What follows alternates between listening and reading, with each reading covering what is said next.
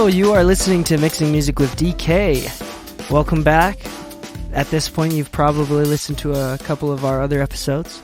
This episode is going to be a little bit more business-oriented and a little bit more systems-oriented in the sense that today I'm hoping that I can help you with your website design as well as with removing friction from your daily workflow. What I mean by that is sometimes it takes a long time to reply back and forth to emails and to finally figure out a time to meet, for example, right? That takes time. There are systems that I use that help me kind of remove this friction and become more efficient and aka earn more money in that sense. So welcome to today's episode. Today we're going to talk about website and systems. So a little bit about websites.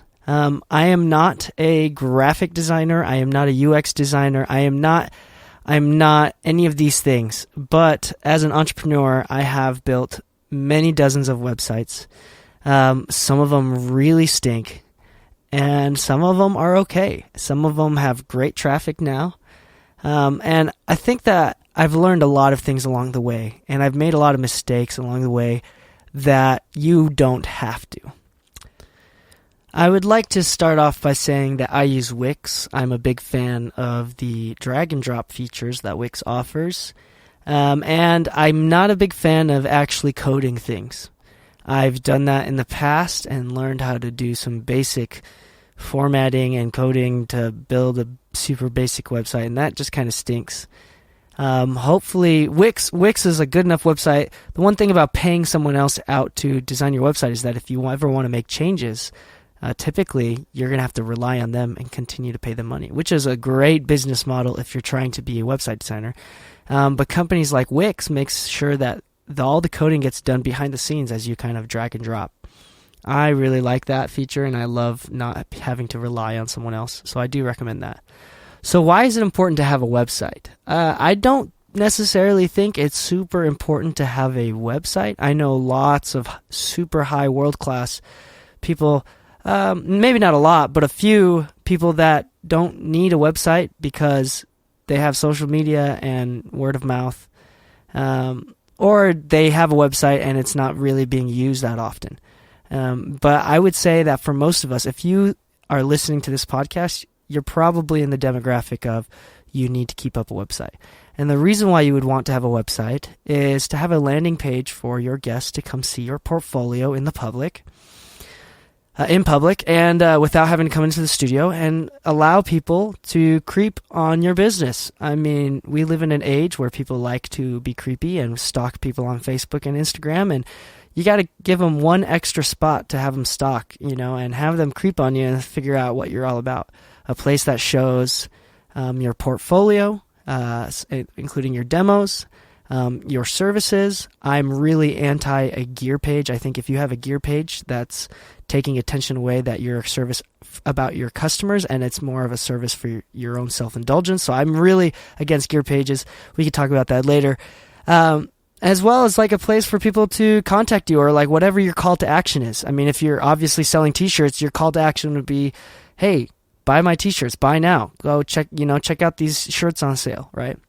Maybe you're not really taking on sessions right now, and you're a specific type of niche that is only by invitation only, right? Where you're already high class and you have too many clients, so you're just by people can apply, and then you're just by invite only. Or maybe you're a free, like for example, Audio Tree, where you just record sessions for free for fun, but you can only take on so many people at a time. So maybe your call to action is, hey, collect an email, fill out this form for applications, whatever it is.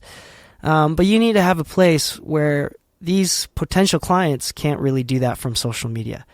Now, there's a lot to say about website design, and you will learn about me as far as design. I am super minimalist.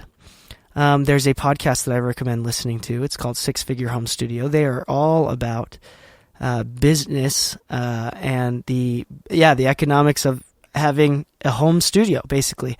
And it's really great. It's relatable. I do not have a home studio. I have a commercial spot, but it's still super relatable to me. I really recommend that. And they have an entire website episode about new mistakes people make when building a website. And one of the biggest things that I want to say and quote from them is that your call to action, whatever it may be, must be seen within the first 5 seconds about 5 feet away from the computer. Like first 3 or 5 seconds about 5 feet away from the computer. Like it should be big, it should be bold, it should be very clear what you want them to do. On top of that, I see so many people that say their call to action is contact me, and they leave the contact me button and the contact me form at the bottom of the page. And now a popular website design is to have just a very large homepage that you scroll down instead of having different pages. If that is your website design, you have a contact me page at the bottom. I'm pretty sure you should. There's an option where you can put an anchor to the bottom. So if they click on a little button, it drags the screen all the way down to the bottom. You should have that anchor at the bottom or the top of every single section. So if you have one large homepage, at the bottom of that landing page, it should be big, contact us. And if they click it, it just goes to the bottom of the page, right? You should have that at the bottom or at the top of every single section. So if you have one of those large home pages, and as you scroll down, you can see that your services, right? So next is services. Here's what I offer. And at the bottom of that, it should have big, bold, contact us, right? Or maybe it doesn't even have to be as big, but an opportunity that they can continue to see it, right? And then continue to go down, and maybe you have your portfolio, your demos. Listen to our demos. And then at the bottom of that, you should have a contact us page. And then after that, let's say you have a little bio. All right. That's again a great time to put in another contact us page. And then right below that is the actual contact us page, right? Where they can submit their forms. Whatever your call to action is, it should be very apparent, and everything that you do on the website should be leading to your call of action. Again, it doesn't really matter what it is. It's just you built a website so clients can do something with it. So you've wasted a ton of digital real estate if people have to search for what you want them to do. Sometimes, like, that's literally the reason why I bounce and I click out of a lot of the pages, because I don't know what they want me to do. They're like, hey, advertisement. And I'm like, ooh, cool. Or like my friends are like, hey, check out my website. Tell me what you think. And like, I'm like, what am I supposed to do with this website? I don't know what I'm supposed to do. So make sure that your website has a very, very clear call to action. And I think that there's so many different things that you can use on your website that can also help you become more efficient. I want to share a couple of pieces of software that I use that I recommend to become more efficient. There is if you are a recording studio, or if you take bookings where people can book you out, and you are good at using your Google calendars or whatever calendars, there is a website and an app called Acuity Scheduling, Acuity Scheduling. Really great. I use that. I pay the $25 a month for the extended scheduling options. There are cheaper options, and there are more feature-packed options for a little bit more money, but I really like this website specifically for bookings. Now, I don't use this a lot anymore because I don't take random bookings from random people. I charge per project. I don't charge per hour. But with this Acuity Scheduling, you can sync it up to your Google Calendars, and it reads when you're busy, and it reads when you're free, and people can see that from your website. So you put in the little code that they give you, and you can have a little section on your website dedicated to this calendar, and people can click on it, see when you're available, on what day, what time the starting of the session is, and you can charge the entire session up front before they can book, and it goes through to you, or you can charge a down payment, which I highly recommend, and you can even not charge at all, which I do not recommend. But it's really awesome. And then it automatically sends both parties, both the client and you, an email telling you that these schedules are confirmed. And then it also automatically books that time away on Google Calendar, so you can see it. So you literally can just be passive, do nothing, and if people are booking you, you don't need an assistant or a manager.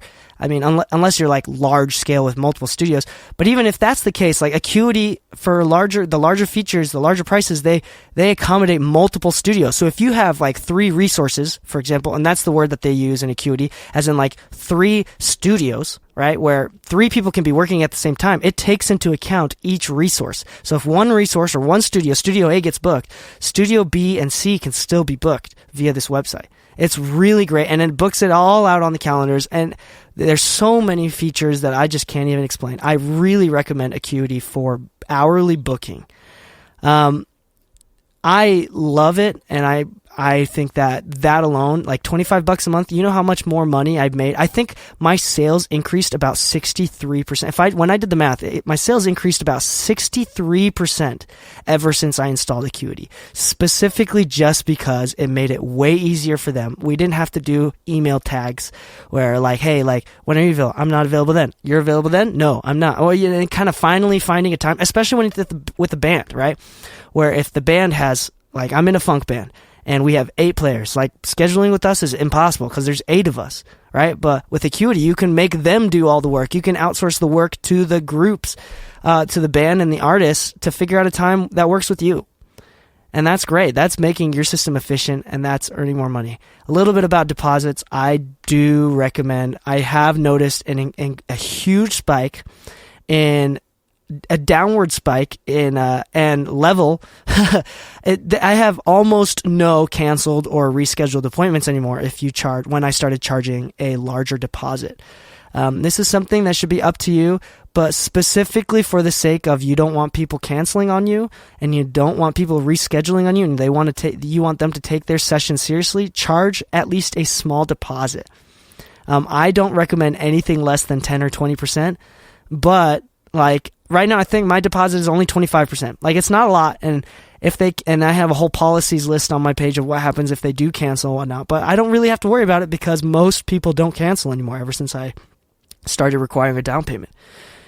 So I do recommend that. A little bit more about another system that I love, and this is on a personal scale, and I use this all the time. It's free, and it's exactly like Acuity, except it doesn't take payments if you use the free version. And there are paid versions, but I think Acuity does a better job as far as like for our service industry. And I think there's this website that's called Calendly. Yes, CALENDLY.com, Calendly.com, and there's a free version that I use on a personal level. All it does is if someone wants to book a time with you, or this is when I use it all the time, right? Because we work in the recording studio business, like we can throw rocks and hit someone that wants to be an intern, like from our front door. Like, it's so easy to find interns and stuff. So I get tons of emails like, hey, I want to volunteer. It's the same exact spiel every time. Oh, music is my life. Oh my gosh, I love music. I want to work and make money from music. That's great. Okay, cool. Sweet. So now you probably you realize, oh, I could use some extra help cleaning the toilets, specifically because I don't want to clean the toilets.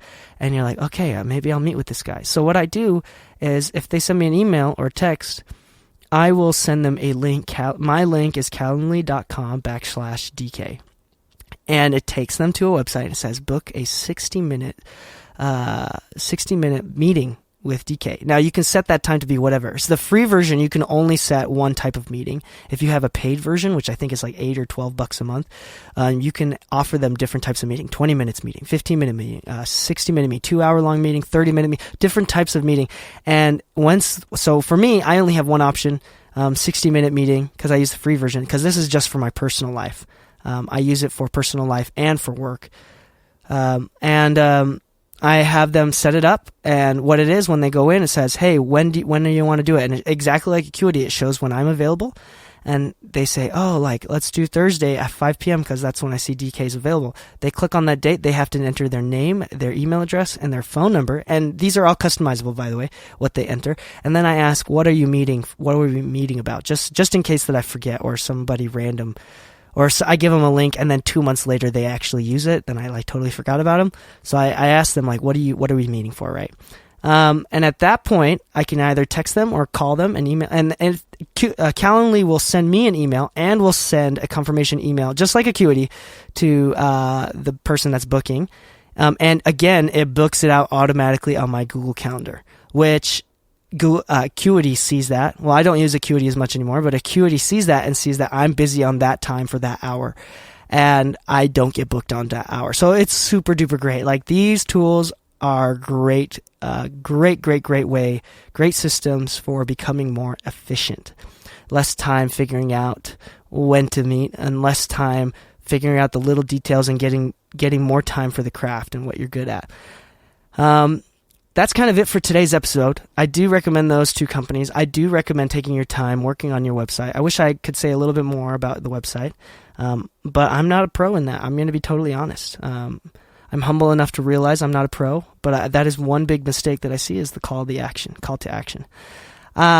Anyway, if you have any questions, feel free to DM me on Instagram at DKMixes, DEEKEI Mixes, or email me at dkmixes@gmail.com.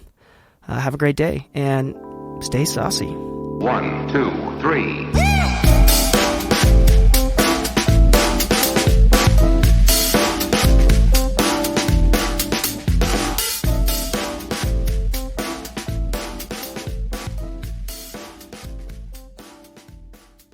This episode of Mixing Music with DK has been brought to you by LaunchPod Media.